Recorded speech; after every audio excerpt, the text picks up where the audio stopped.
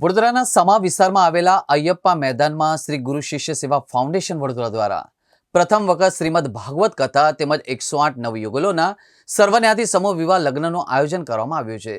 કથા 24મી ફેબ્રુઆરીથી શરૂ થશે, જે 3 માર્ચ 2025 સુધી ચાલશે। જય શ્રી કૃષ્ણ। અગરવાલ સમાજ ગુરુ શિષ્ય ફાઉન્ડેશન શ્રીમદ ભાગવત કથા કરાવવા જઈ રહ્યો છે અને એનો આયોજન જે સ્થળ રાખ્યું છે એ સમાની અંદર અયપ્પા ગ્રાઉન્ડમાં રાખ્યું છે।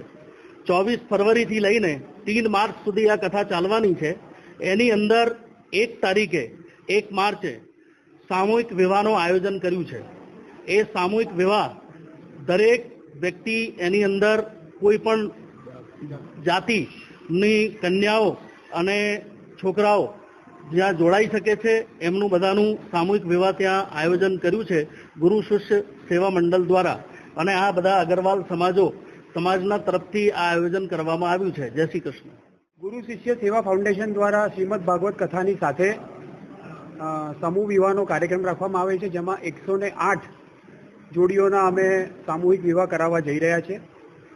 આ વિવાહમાં સનાતન ધર્મીઓ તમામ હિન્દુ સમાજ જોડાઈ શકશે, તેમજ પૂજ્ય શ્રી રામ બાલકદાસજી મહારાજની વિશેષ ઉપસ્થિતિ, એમના આશીર્વાદથી આ પ્રોગ્રામ થવા જઈ રહ્યો છે।